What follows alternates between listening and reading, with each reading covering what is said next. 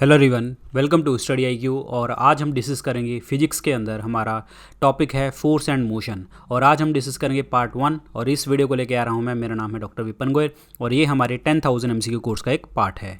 बढ़ते हैं आगे। 2 पेड कोर्सेज मेरे आते हैं 10,000 MCQ कोर्स, ऐसे ही GS कोर्स आप परचेज कर सकते हैं स्टडी आईक्यू ऐप के ऊपर, और आप studyIQ.com के ऊपर भी अवेल कर सकते हैं। अपने दोस्तों को भी बताएं अगर आपको कोर्सेज अच्छे लगते हैं। Start with the first question. A person is hurt on kicking stone due to. देखिए, जब पर्सन ने किक किया तो यहाँ पे उसका क्या हुआ, इसके ऊपर असर होता है क्योंकि एक्शन उसने यहाँ पे किया, रिएक्शन पीछे हुआ। तो action and reaction are equal and opposite. तो आंसर इसमें सी ऑप्शन बनेगा क्योंकि न्यूटन का थर्ड लॉ यहाँ पे लग रहा है। थर्ड लॉ लग रहा है तो आंसर इसमें सी ऑप्शन बनेगा। An object covers distance which is directly proportional to the square of the time its acceleration is। देखिए क्या कह रहा है कि ऑब्जेक्ट है, उसने डिस्टेंस कवर किया, किसके डायरेक्टली प्रोपोर्शनल है, वो डायरेक्टली प्रोपोर्शनल है आपके टाइम के स्क्वायर के। तो मैं ऐसे लिख सकता हूँ डिस्टेंस इज इक्वल टू के टी स्क्वायर। ठीक है, एक्सेलरेशन पूछ रहा है तो वेलोसिटी आपको पता है क्या होता है, डिस्टेंस अपॉन टाइम होता है। तो इसका मतलब dx अपॉन dt, मतलब डिफ्रेंसिएशन कर रहे हैं हम। तो x की वैल्यू क्या है, के टी स्क्वायर। तो इसका मतलब क्या बनेगा, जो है डी के T square upon D T. Clear. और डिफ्रेंशिएशन करके इसका वैल्यू आ जाती है 2kT। तो 2kT है क्या, एक्चुअली 2kT है। अच्छा, फिर उसके बाद वेलोसिटी निकली, एक्सेलरेशन कैसे निकलेगी, एक्सेलरेशन वेलोसिटी अपॉन टाइम। तो इसका मतलब d2kT और अपॉन टी। तो t से t कट जाएगा तो डैट इज़ 2k। तो 2k क्या है, that is constant. Clear. 2k क्या है, हमेशा कांस्टेंट है। तो इसका आंसर क्या बनेगा, आपका कांस्टेंट वैल्यू रहेगी। आंसर इसमें डी ऑप्शन बनेगा। और इस चीज़ को पहली बार दर्शाया था किसने, गैलीलियो ने दर्शाया था। आंसर इसमें डी ऑप्शन बनेगा। जितने भी आपके जैसे हम कोई भी चीज़ ऑब्जेक्ट फॉल करते हैं, जितने भी फॉलिंग ऑब्जेक्ट होते हैं उसके अंदर ये सारी चीज़ें देखने को आपको मिलती है कि उसकी एक्सेलरेशन कांस्टेंट रहती है। Answer is D option. A cyclist should lean in a circular motion. देखिए आपने देखा होगा इस तरीके से साइकिल वाले जो होते हैं नीचे हो जाते हैं। तो एक्चुअली क्या होता है इससे इसका रीज़न क्या है, जैसे साइकिलिस्ट मूव करते हैं सर्कुलर ट्रैक के ऊपर, वो अपने आप को तो सीधा रखने की कोशिश करते हैं। ये अपने आप को, जैसे साइकिल है अपने अकॉर्डिंग अपने आप को सीधा रखने की कोशिश कर रहा है। रीज़न क्या होगा इस चीज़ का, क्योंकि ये जो है सेंट्रीपिटल फोर्स जो आपकी सेंट्रीपिटल फोर्स जो है यहाँ पे लगेगी, और सेंट्रीपिटल फोर्स ही आपकी क्या हो जाएगी, आपकी फ्रिक्शनल फोर्स होगी जो टायर के साथ लगेगी। फ्रिक्शनल फोर्स वही होती है, सेंट्रीपिटल फोर्स हो जाएगी। क्लियर। और जिसके कारण जो वेट होगा W is equal to mg, और फोर्स जो होगा, फोर्स मतलब जो न्यूटन वाली फोर्स होगी, ये अपने आपस में जो है कैंसिल आउट हो जाएंगे। ठीक है, क्योंकि कैंसिल आउट हो जाएंगे। और इसकी जो वेलोसिटी है, क्योंकि वेलोसिटी बहुत ज़्यादा रहती है, क्योंकि जल्दी से जल्दी मूव करना होता है, वेलोसिटी जो होती है हमेशा हाई रहती है। सो इसीलिए हम इसका अकेला जो है फ्रिक्शनल फोर्स के ऊपर रिलाई नहीं कर सकते। तो इसीलिए हमें अलग से एक फोर्स चाहिए होती है, दैट इज़ कॉल्ड आपकी सेंट्रीपिटल फोर्स चाहिए होती है अलग से, जिसके कारण जो है आपका वो झुकता है तो उसको कुछ भी आपका टर्न लेने में कोई दिक्कत नहीं आती। तो इस क्वेश्चन का आंसर क्या बनेगा, side wise towards the centre की तरफ वो मूव करेगा, क्योंकि सेंटर में ही आपकी क्या लगती है, आपकी सेंट्रीपिटल फोर्स लगती है। क्लियर। आंसर इसमें क्या बनेगा, सी ऑप्शन बनेगा करेक्ट आंसर। और यही मोटरसाइकिल वाला है जो मैंने आपको बताया था, पिछले क्लास में भी बताया था कि जो मोटरसाइकिल वाला होता है तो वो भी ऐसे मूव करता है, तो वो हमेशा बेंड क्यों करता है नीचे, रिक्वायर्ड सेंट्रीपिटल फोर्स लेने के लिए। आंसर इसमें सी ऑप्शन बनेगा। ऑयल ड्रॉप जो है स्प्रेड कर जाता है वाटर के अंदर, क्यों। देखिए पहली बात तो ये है कि जो सरफेस टेंशन होता है, सरफेस टेंशन मतलब जिसे हम पृष्ठ तनाव कहते हैं, ये लिक्विड वाली चीज़ों में लगता है। और सरफेस टेंशन जो होता है पानी का होता है मैक्सिमम, मतलब इनमें से मैक्सिमम, और ऑयल का होता है मिनिमम। या फिर आप ऐसे कह सकते हैं कि जो सरफेस टेंशन है पानी का वो हाई होता है, और लिक्विड का जो होता है वो लो होता है, जिसके कारण जो है अगर हम ऑयल को पोर कर दें वाटर के ऊपर तो क्या हो जाएगा, जो आपकी सरफेस टेंशन की जो वैल्यू है वो क्या हो जाएगी, बढ़ जाएगी, और ये सारी डायरेक्शन के ऊपर लगेगी, जिसके कारण जो है ये स्प्रेड आउट हो जाएगा। क्लियर, ये याद रखना है। तो आंसर इसमें क्या बनेगा, surface tension of the oil is much smaller than that of the water, क्योंकि वाटर का सरफेस टेंशन ज़्यादा होता है। और आप ऐसे भी कह सकते हैं कि जो आपकी एडहेसिव पावर होती हैं, एडहेसिव फोर्स होती है कि किसकी, ऑयल और फोर्स की। एडहेसिव फोर्स जो होती है आपकी ऑयल और फोर्स की, वो क्या हो जाती है, ग्रेटर देन हो जाती है किसके, कोहेसिव फोर्स से। किसकी कोहेसिव फोर्स से, वो आपके ऑयल मॉलिक्यूल की कोहेसिव फोर्स से बड़ी हो जाती है। एडहेसिव फोर्स ऑयल और वाटर मॉलिक्यूल की जो है ऑयल और वाटर मॉलिक्यूल की जो है वो ज़्यादा हो जाती है cohesive force of the oil and the oil molecules, clear, जिसके कारण जो है ये मिक्स भी नहीं करते और ऑयल जो होता है एक थिन लेयर बना के चलता है। आपको ये भी पूछा जा सकता है कि ये थिन लेयर बना के क्यों चलता है, तो उसमें आप क्या देंगे, एडहेसिव पावर, एडहेसिव मतलब चिपकने की पावर, वो ऑयल और वाटर की ज़्यादा होती है then the cohesive power of the oil molecule. तो आंसर इसमें D is the correct one. The weakest of the all the fundamental forces is, सबसे वीकेस्ट फोर्स कौन सी होती है, मैं सबसे स्ट्रॉन्ग वाली लगाता हूँ, तो स्ट्रॉन्ग न्यूक्लियर फोर्स, ठीक है, उसके बाद आपकी इलेक्ट्रोमैग्नेटिक फोर्स आती है, फिर उसके बाद वीक न्यूक्लियर फोर्स और लास्ट में आपकी आती है ग्रेविटेशनल फोर्स। तो आंसर इसमें क्या बनेगा, ए ऑप्शन बनेगा correct answer. Gravitational force is the सबसे वीकेस्ट वाली, आंसर इसमें ए ऑप्शन करेक्ट आंसर बनेगा।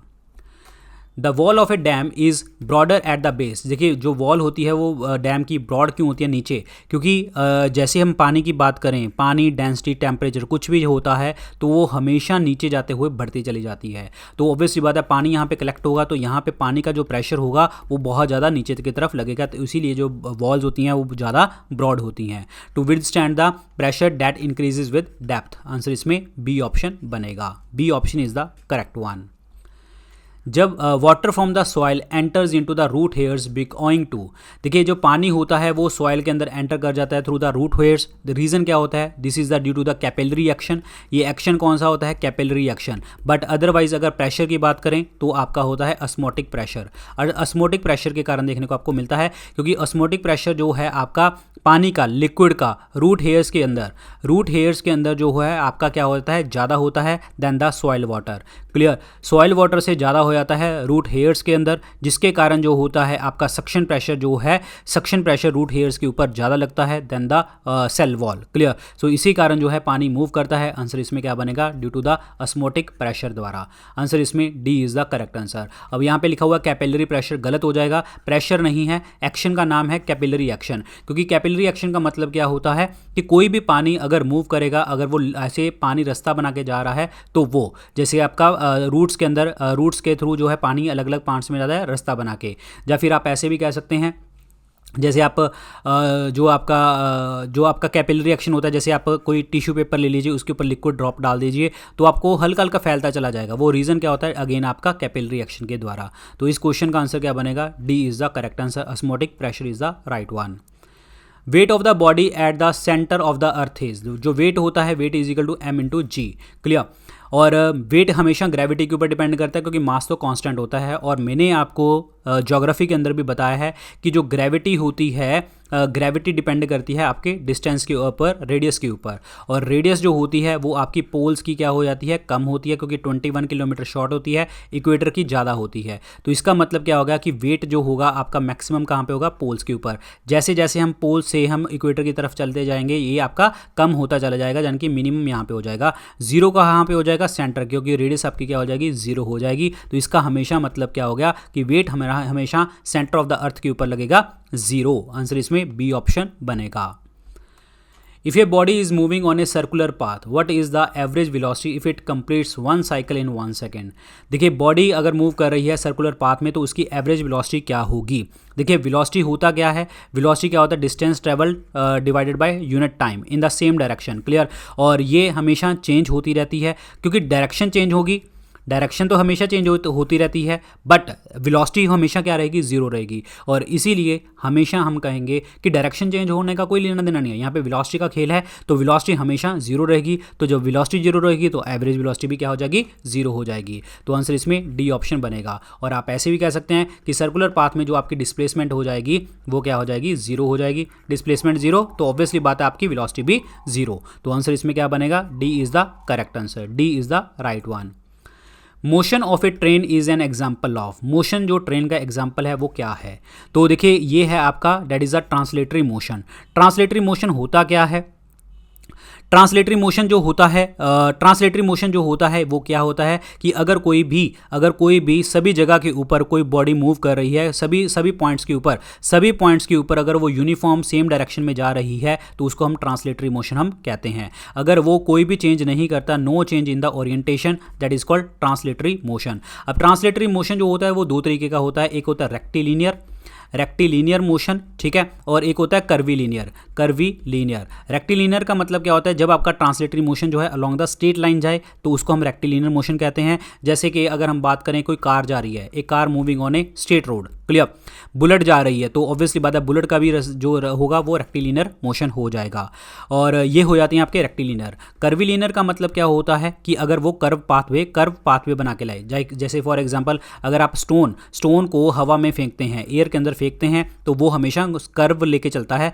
कर्वीलिनियर मोशन में जाता है। तो इसका आंसर क्या बनेगा, डी, क्योंकि ट्रांसलेटरी मोशन जो है वो रेक्टिलिनियर और कर्वीलिनियर का एग्जांपल है। अगर यहाँ पे ट्रांसलेटरी मोशन ऑप्शन में नहीं आता तो आपका रेक्टिलिनियर बन जाता आंसर। क्लियर, आंसर इसमें डी ऑप्शन बनेगा करेक्ट आंसर। ये कुछ मैंने क्वेश्चंस डाले हैं, इस पे आपको आंसर देने हैं, इसके क्या है। तो देखिए जी, क्वेश्चन क्या है पहला, तो motion of your hand while running, जब आप रन करते हैं तो आपके हैंड ऊपर नीचे जाते हैं, तो दैट इज कॉल्ड ऑसिलेटरी, उसको हम ऑसिलेटरी मोशन कहते हैं, ऑसिलेटरी मोशन उसको कहते हैं। अगर हॉर्स जो है एक स्ट्रेट रोड के ऊपर जा रहा है तो अगेन इसका नाम क्या हो जाएगा, रेक्टिलिनियर मोशन हो जाएगा।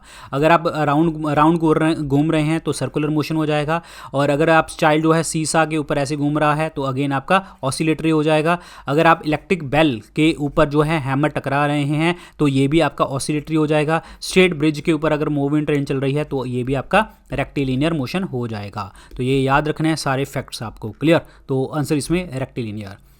अगला देखिए जी, what is the direction of the torque, torque की डायरेक्शन क्या होती है। देखिए टॉर्क ये है, ठीक है, तो यहाँ पे फोर्स लगी, टॉर्क यहाँ पे लगी, टॉर्क ऊपर की तरफ, और ये हमेशा परपेंडिकुलर होती है आपके बिल्कुल फोर्स के और आपके रेडियस के। तो आंसर इसमें क्या बनेगा, that is perpendicular to the direction of the applied force. तो आंसर इसमें क्या बनेगा, आंसर इसमें ए ऑप्शन बनेगा। जो टॉर्क होता है ये होता क्या है, एक वेक्टर क्वांटिटी है, और जो आपका ये टॉर्क जो होती है ये हमेशा किसी भी चीज़ के डायरेक्शन को फाइंड आउट करने के लिए आपका देखने को मिलती है, क्योंकि फोर्स जब हम इधर की साइड लगा रहे हैं तो ये भी इस तरफ मूव कर रहा है, तो इसका मतलब हमें डायरेक्शन पता लग जाएगी।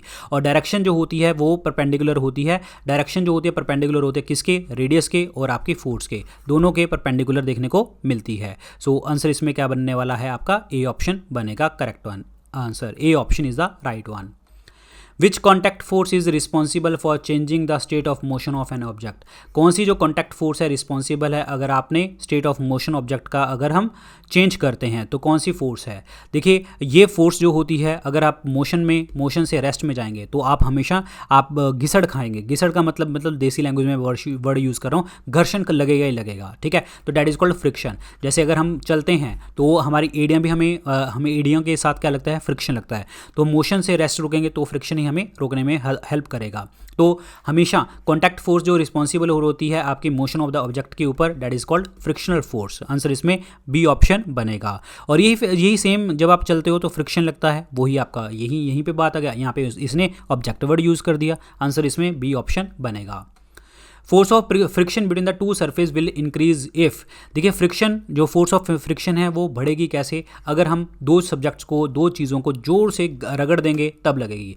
When the two surface are pressed harder, जब दो सरफेसेस को हम हार्ड तरीके से जो है प्रेस करेंगे तब जाके ये आपकी फोर्स लगेगी, तो दिस इज फ्रिक्शन लगेगी। Clear, so this is very very important. Clear, क्योंकि जो इरेगुलरिटीज़ हैं, क्योंकि जो है आपका जब इसको हार्ड से रब करेंगे देन जो इरेगुलरिटीज़ होंगी वो ज़्यादा से ज़्यादा जो है बीच में फंस जाएंगी। जब इरेगुलरिटी एक दूसरे के अंदर चिपक जाएंगे तो कांटेक्ट ज़्यादा होगा, तो कांटेक्ट होगा तो इसका मतलब फ्रिक्शन आपका बढ़ जाएगा। आंसर इसमें बी ऑप्शन बनेगा।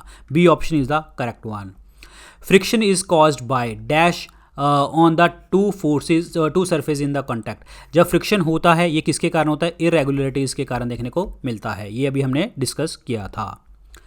A person dropped a ball from a train moving with a uniform speed and observer standing on the platform observe it. What will be the path observed by the observer? देखिए कोई moving train है, हल्की हल्की move कर रही है, तो बच्चा यहाँ से कोई भी है वो ऊपर को जो है मूव कर रहा है, मतलब ऊपर अपनी जो है गेंद फेंक रहा है, ठीक है। अब एक चीज़ बताइए, जो पर्सन बाहर क्या है, एक रेस्ट पोजीशन के ऊपर है, लेकिन मोशन यहाँ पे क्या है, उसके अकॉर्डिंग जो है मोशन ट्रेन में हो रहा है। जब ट्रेन मोशन में है तो इसका मतलब क्या होगा कि हॉरिजॉन्टल वेलोसिटी जो हो जाएगी आपकी क्या हो जाएगी, कांस्टेंट हो जाएगी। क्लियर, कांस्टेंट हो जाएगी, लेकिन जो वेरी करेगी वो आपकी वर्टिकल वेलोसिटी वेरी करेगी।